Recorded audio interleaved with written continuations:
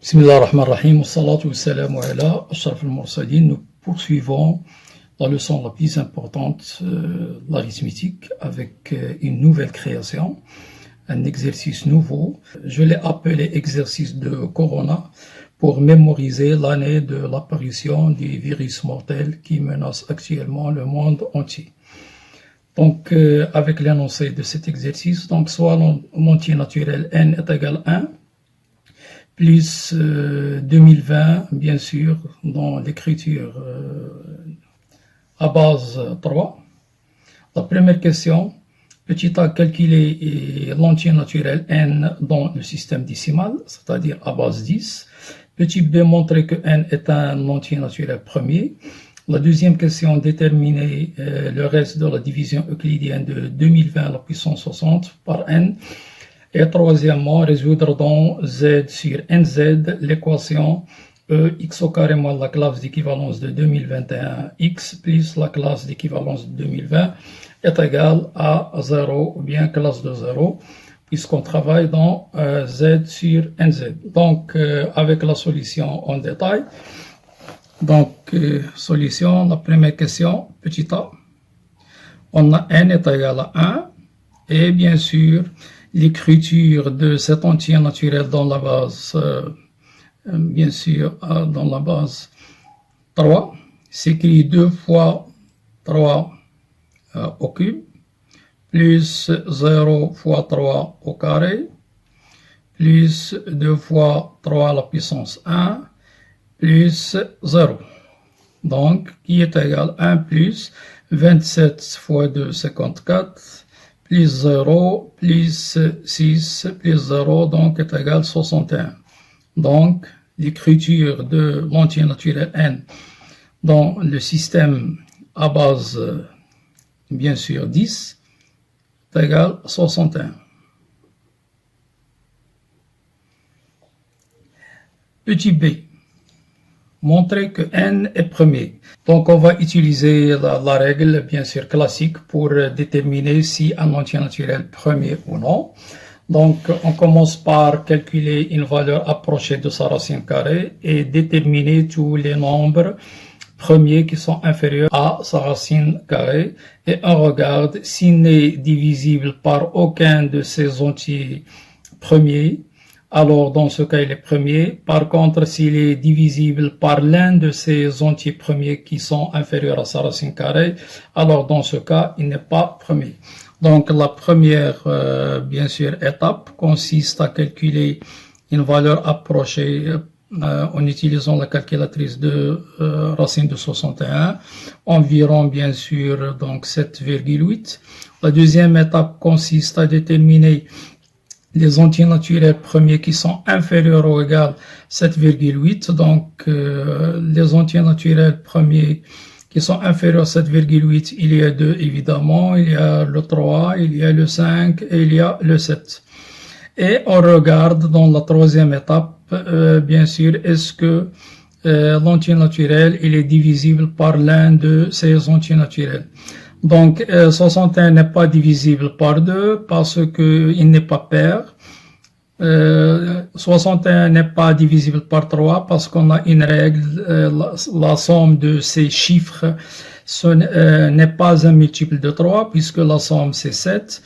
Il n'est pas divisible par 5 non plus parce que le dernier chiffre ou bien le chiffre de ces unités n'est pas 0 ou 5, et il n'est pas divisible par 7 puisque d'après la table de multiplication, il n'existe aucun entier naturel auquel on le multiplie par 7 et on nous donne 61. Donc 61 n'est divisible par aucun de ces entiers naturels premiers, donc on déduit que 61, donc je vais écrire cette remarque, donc 61 n'est divisible par aucun des entiers premiers,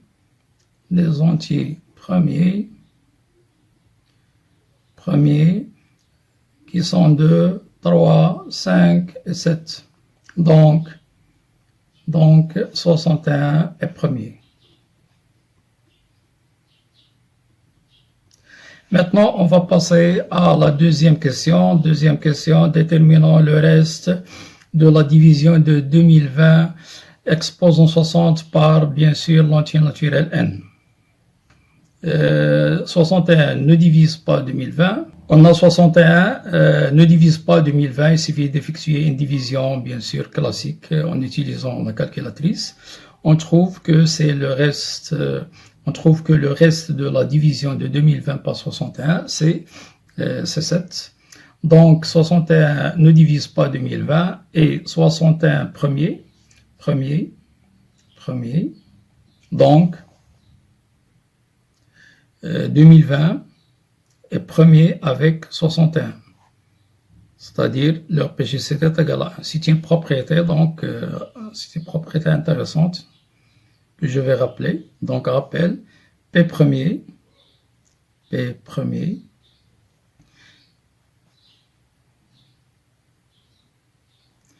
si P ne divise pas, A c'est un entier naturel, alors automatiquement donc ils sont premiers.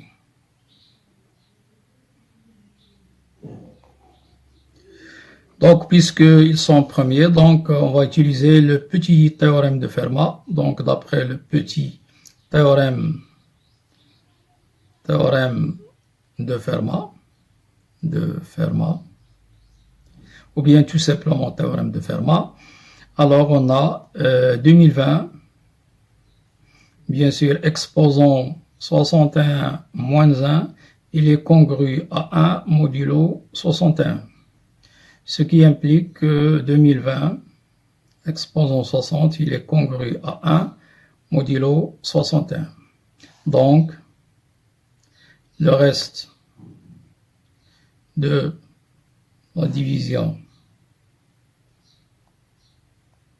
de 2020, exposant 60 par n, qui est égal bien sûr à 61, est 1. Maintenant, on va passer à la question la plus importante, 3. Donc, on va apprendre quelques astuces très intéressantes pour résoudre une équation du deuxième degré dans l'anneau ZNZ muni des deux lois de composition interne plus et multiplié. Bien sûr, donc, dans le cours, on a vu un cas très intéressant lorsque n est le premier, l'anneau Z sur NZ plus multiplié, c'est un anneau, bien sûr, intègre. Qu'est-ce que ça veut dire intègre? C'est-à-dire il ne possède pas de diviseur de 0. Donc, comment on résout une telle équation? Donc, tout d'abord, donc, vous voyez qu'on a ces nombres 2021 et 2020 sont de très grands nombres. Donc, on va utiliser donc je vais appeler rappel 1, un rappel qu'on a vu dans le chapitre des classes d'équivalence, donc rappel 2. Donc, si on effectue, donc si A il est congru à R modulo n, alors ceci implique que classe de A est égale classe de R. Bien sûr, dans l'anneau Z sur NZ. Donc, c'est ce qu'on va bien sûr appliquer pour bien sûr rendre cette équation du deuxième degré une équation simple, parce que les nombres 2021 et 2020 sont de très grands nombres. Donc on va effectuer la division de 2021 par 61 pour déduire bien sûr le reste et utiliser cette règle. Donc si on effectue bien sûr la division de 2021 par 61, on va trouver le reste 8. Donc on a 2021, il est congru à 8, modulo 61, et d'après cette règle, donc ceci implique que la classe de 2021 est égale à la classe de 8. La même chose, faisons la même chose, 2020, donc on a aussi 2020, la division, on l'a déjà dit, la division 2020 par 61, il nous donne un reste 7, donc il est congru à 7 modulo 61. Donc ceci implique évidemment que la classe de 2020, Donc il est égal à la classe de 7 d'après cette règle. Donc l'équation devient donc l'équation E devient x au carré moins la classe de 8 fois x plus la classe de 7 égale à 0 ou bien classe de 0, puisqu'on travaille dans l'anneau z sur nz. Donc, donc on va factoriser, donc factorisons pour utiliser le fait que l'anneau z sur nz, c'est un anneau intègre, ne possédant pas les diviseurs de 0. Factorisons, donc factorisons, bien sûr, x carré moins 8x plus classe de 7, bien sûr, dans l'anneau intègre z sur 61z. Donc, j'ai remplacé n par sa valeur. Donc, la méthode est très simple. On va utiliser, bien sûr, on revient au trinôme réel. Donc, on va bien sûr factoriser dans R, donc grand X carré moins 8 grand X plus 7 égale à 0. Donc, bien sûr, on va factoriser dans R et on déduit les solutions, puis on déduit facilement la factorisation dans Z sur 61Z. Donc, bien sûr, on va passer par la voie de discriminant delta. Delta est égal à moins 8 au carré, moins 4 fois 7. Donc, nous trouvons facilement 36. Donc, ceci implique que grand X est égal à moins 8, donc 8. Bien sûr, plus 6, donc 14. Donc, on va trouver grand X est égal à 7. Ou grand X est égal à 1. Donc, bien sûr, la factorisation de x carré moins 8, classe de 8x plus classe de 7 est égal à a, mais a est égal, le coefficient dominant est égal à 1, donc c'est petit x moins la classe de 7 fois x moins la classe de 1. Donc,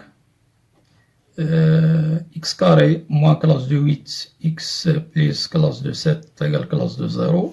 Ceci est équivalent, donc x moins classe de 7, x moins classe de 1 est égal classe de 0. Et puisque l'anneau il est intègre, ce que ça veut dire intègre, c'est-à-dire ne possède pas de diviseur de 0, donc on va faire ce rappel, je vais l'écrire, égal à classe de 0 ou x moins 1 égale classe de 0. Ceci est équivalent, donc x égale classe de 7 ou x égale classe de 1. Donc ceci implique que l'ensemble de solutions, c'est la classe de 7 et la classe de 1. Donc voilà le rappel, rappel 3, qu'on a travaillé avec. Si n est premier,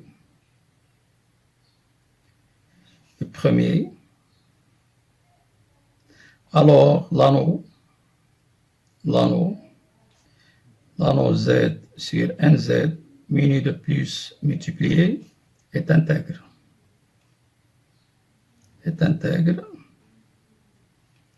Ce qui est équivalent, donc quel que soit A, quelle que soit classe de A, classe de B appartenant à Z sur NZ, classe de A, classe de B est égale classe de 0. Donc ceci est équivalent, donc classe de A est égale classe de 0 ou classe de B est égale classe de 0. Donc voilà, on a terminé cet exercice que bien sûr j'ai appelé exercice de Corona pour mémoriser l'année de l'apparition de ce dangereux virus. نطلب الله سبحانه وتعالى أن يعافينا والأمة الإسلامية من هذا الفيروس. لا تحرمونا من صالح دعواتكم لنا ولوالدينا ولأولادنا ولمن علمنا ولجميع المسلمين. أوصيكم ونفسي بتقوى الله والرجوع والتصالح مع الله سبحانه وتعالى والحفاظ على الصلاة، فإن أول ما يسأل عليه العبد يوم القيامة الصلاة. إذن حافظوا عليها واستعينوا بالله سبحانه وتعالى وأكثروا من الدعاء جزاكم الله سبحانه وتعالى ليرفع عنا هذا الوباء وهذا الداء، عافانا وإياكم وجميع المسلمين. نستودعكم الله الذي لا تضيع ودائعه، والسلام عليكم ورحمة الله تعالى وبركاته.